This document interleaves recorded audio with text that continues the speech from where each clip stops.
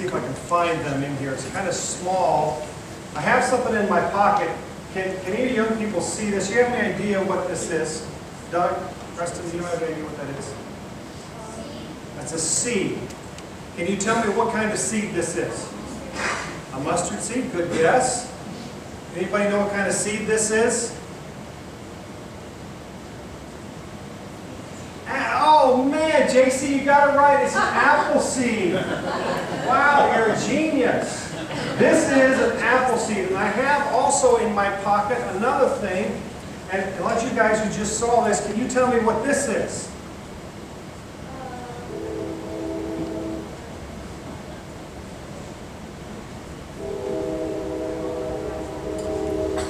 Good guess. You know what this is? It's a rock. Pretty complicated, isn't it? It's a rock. Okay? So if I plant this apple seed, what am I going to get, Doug? I'm going to get an apple tree. What if I plant this rock? What kind of tree am I going to get? A nothing tree, right? If I plant this thing, I have something because it has what's called potential. It's a living, it can become something living because it has potential. Right now it's just a dormant seed, but if I plant it in the ground and I water it, it's going to grow up into an apple tree. JC, can this grow up into a pear tree? No. Why? It's not a pear seed, right? Is it? It's an apple seed. So no matter what I do, if I plant this apple seed, I'm going to get an apple tree, right, kids? That's what we've been talking about for the last few weeks, that you reap what you sow. Whatever you put, kind of seed that you put into the ground, that's exactly what you get back out of the ground. If I put an apple seed in the ground, I get an apple tree. If I put corn seed in the ground, I get beans, right? No, I get corn, right? Every time without fail. It's kind of the way it's always been set up. This is what I get when I plant this kind of seed into the ground. And so we've been talking about different kinds of seed and how important it is to put the right kind of seed in your life, because young people, your life is actually a big garden. And what kind of seed you put in that garden determines what kind of garden that you're going to have. And if you tend to your garden and you take care of your garden and you put the right kind of things into your garden, you're going to have a life of blessing. But if we put the wrong things into our lives and put the wrong seed into our garden, we don't get blessing, we get chaos. So, right kind of seed. And so this morning we're going to be talking about a certain kind of seed, and we're going to talk about the seed of honesty. Who can tell me what honesty means? Any of you young people? Preston, what does honesty mean? Don't lie. Don't lie to people, right? It's to tell people the truth, right? So honesty means I'm going to say the truth and I'm going to live a truthful life. You know, whatever God says is the truth. God has never ever one time lied. He always tells us the truth. From the very beginning, it's been that way. From the very, very start. You remember back in the Garden of Eden, God put this beautiful garden for Adam and Eve to be in, and He said, you know what? You can have any tree, anything that's in this garden, you can eat from it, but there's one tree that if you eat from it, you're going to die. And it's a tree of knowledge and good and evil. Don't eat from that tree. In fact, God said, don't even go near it. Well, Adam and Eve were just kind of wandering around, and they kind of found themselves getting too close to what God said, don't even go near. And then the serpent came up and said, you know what? God didn't really mean what He said. He's afraid that you're going to be just like Him, knowing the difference between good and evil. That tree, that branch will actually, if you eat that fruit, you're going to be just like God. Our set is falling apart. But who was telling the truth? God or the serpent? God. Because God always tells the truth. He always tells the truth. No matter what, we can rely on that when God says something, it absolutely, positively is going to be the truth. And He says the truth for our benefit. He doesn't say the truth for his benefit, even though truth is his character, truth is who he is. He says it for our benefit. And so when Adam and Eve, when he said to them, don't even go near that tree, don't even take a bite of it, don't have anything to do with that tree, it was for their benefit. So when God put this law into place that we find in Genesis, the first chapter, that seed, bearing its own kind of fruit, it's for our benefit. That reaping and sowing is for our benefit. It's our benefit that if we put good things into our life, good things are going to come out of it.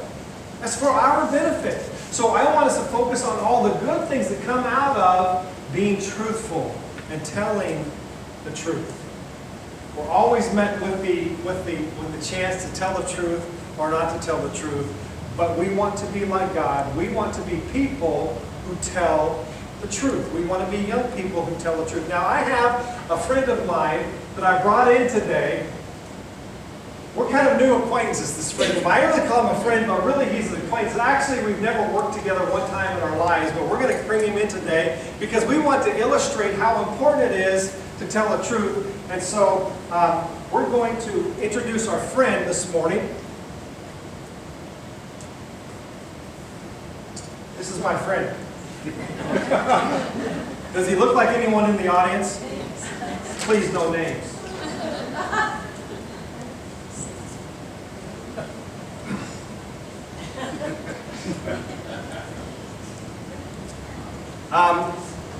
Young man, can you introduce yourself to everyone today? My name is Earl. Earl, that's nice to meet you. So, Earl, where have you been recently? Well, I've been in a box. You've been in a box. I'm really lousy at this. You've been in a box, huh? Yeah, I kind of been in a box.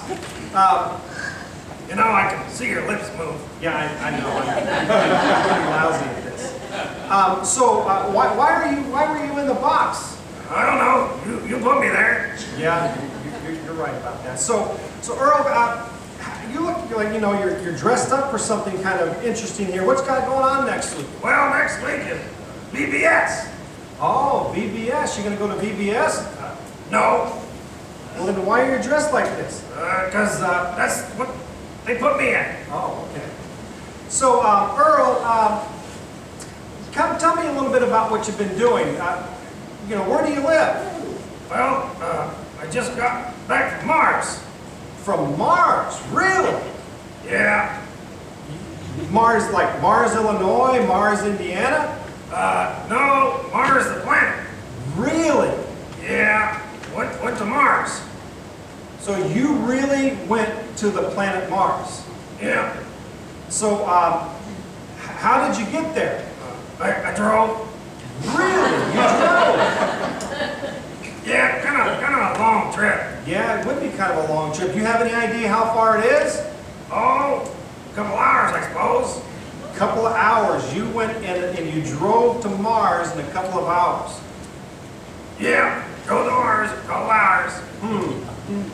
Do you, are you telling me the truth? Well, yeah, I'm telling you the truth. I drove to Mars. Now, you understand Mars is like 1,000,000 miles away. 1,000,000? Yeah, 1,000,000 miles away. Maybe I didn't go to Mars. No, maybe you didn't go to Mars. How come you told me that you were going to Mars when you didn't really go to Mars? I don't know. I just want to make myself look cool, like Preston, Doug. They're cool. Well, not telling the truth is not cool. You need to tell the truth. Yeah, you're right. I didn't go to Mars, but I went to the moon. You didn't go to the moon either, Earl. You didn't go anywhere but the box.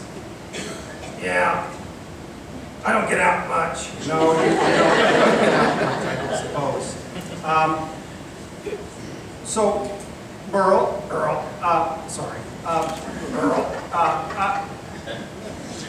are you going to start telling the truth now, or are you just going to kind of keep making up these lies?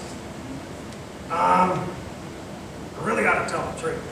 Yeah, you really ought to tell the truth. Well, why should I tell the truth?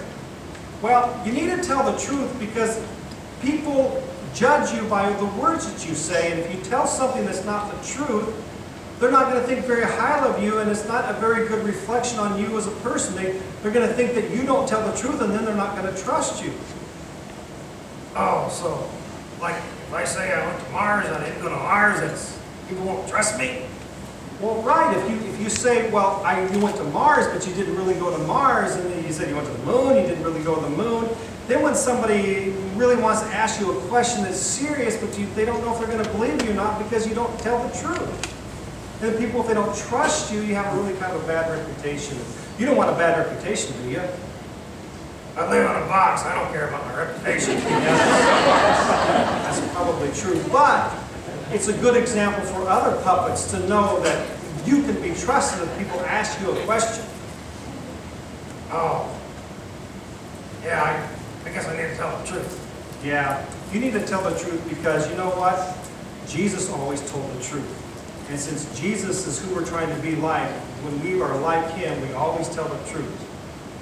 Okay, I'll start telling the truth. But, by the way, who are all these people out here? Good-looking bunch, I have to say. Not saying it's mean, but good-looking bunch.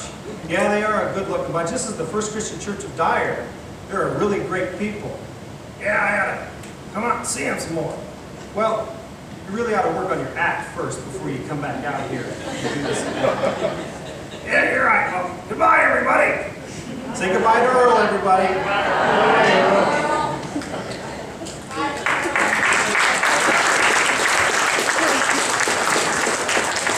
Okay, we'll work on that. That was fun. So I'm going to talk to the adults for a little bit today, kids. So we're going to take just a minute, but you guys can pay attention to this because there's some really good, valuable information here. We're talking about truth. We're talking about honesty. And we're talking about a lifestyle of truth. And I think as we go into some of the Old Testament, as we look, and this is the Aleph of the Old Testament, and the word honesty is not really found in the Old Testament. What you find is the word truth. We translate that word into honesty, but really in the Old Testament vernacular, the Old Testament language, there really wasn't a word for honesty. It always was truth.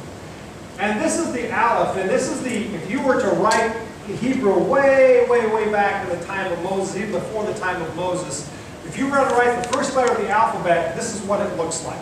It looks like a bull, and it simply means a leader, or it simply means a person of great respect. It means authority. Okay? And this is the original version of it, and then it became this over time. And today, this is the modern version of this. And incidentally, you'll notice that the Aleph was made of a vav, which is that slant that goes across it, and that is a hand. Anything to do with God begins with Aleph, because he is the beginning of all things. And so the Aleph, anything to do with God, it starts with the Aleph, like Elohim starts with the Aleph, or El Shaddai starts with the Aleph, right? And so the Adonai starts with Aleph. All the names of God, many of the names of God start with the Aleph. And so Aleph is a very important letter, and whenever you see Aleph at the beginning of a word, it signifies something to do with God. And incidentally, over time, that you've got the Vav and the two Yuds, and the Yuds represent nails. And so it's kind of interesting in the name of God, you have a hand and two nails.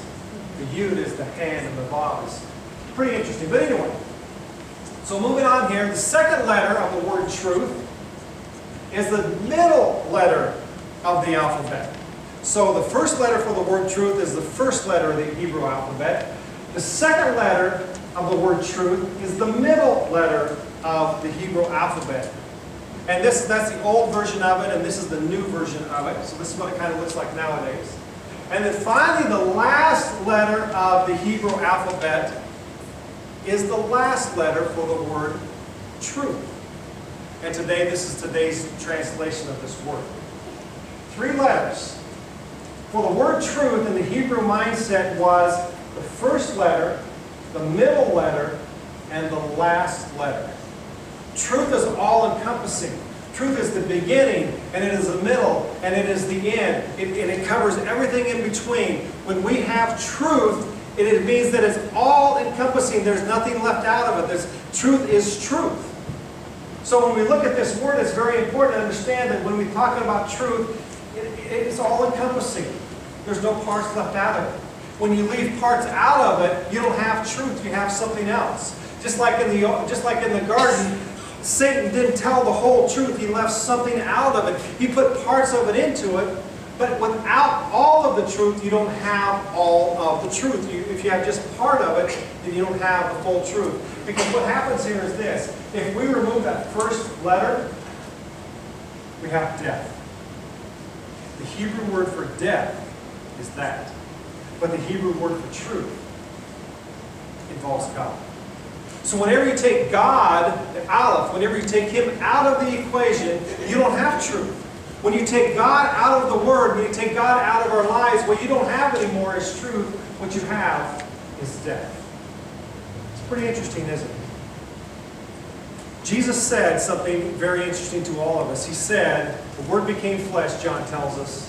And He says, we have seen His glory, the glory of the one and only Son, who came from the Father, full of what? Grace and truth. Jesus says this about Himself. Jesus said to the people, you are truly my disciples if you remain faithful to my teachings, and you will know the truth, and the truth will set you free.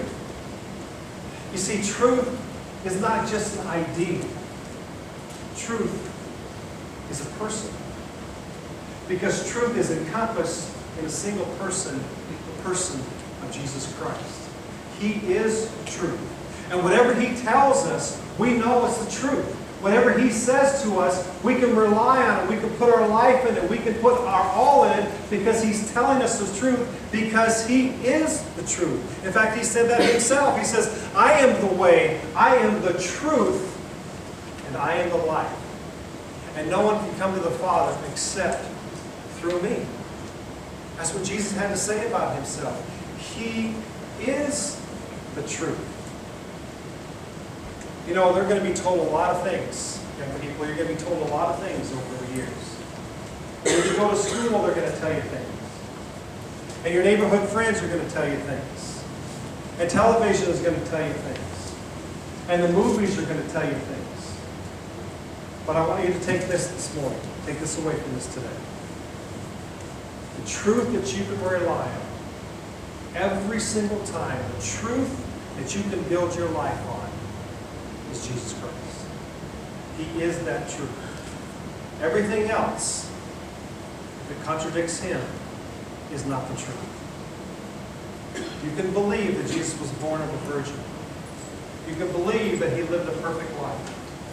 You can believe the miracles that the eyewitnesses had written about Him.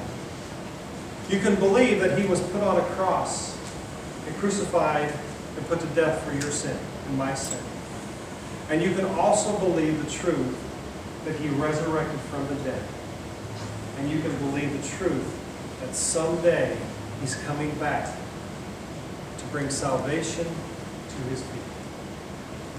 You can build your life on that truth. And young people today, it's not too early to begin building your life around Christ. When you go into your classes and you're being taught about Jesus, believe those things. And when you hear sermons and you go to camps, they talk about Jesus. You can build your life on those things. Speak the truth. Be the truth. Because Jesus is the truth. This morning we just kind of had a really short message, a short service, because we got all the young people in here. We just really want to kind of drive home the point of being a person of truth. God hates lies. And the reason He hates lies is because it is not the truth. Truth is found in God. Speak truth. And when you're asked a question, be truthful in the response. We got something kind of cool this morning, kind of a little bit different, really interesting. We got VBS this week. And so we're going to close out the service today with a song from VBS. It's one of the videos from the VBS that the kids are going to be singing. We sung it this morning and we sung it last week. It's called Here Is Our King. All you got to do is bring that up. There you go. Everybody stand and we'll sing this song together. Go ahead and push play.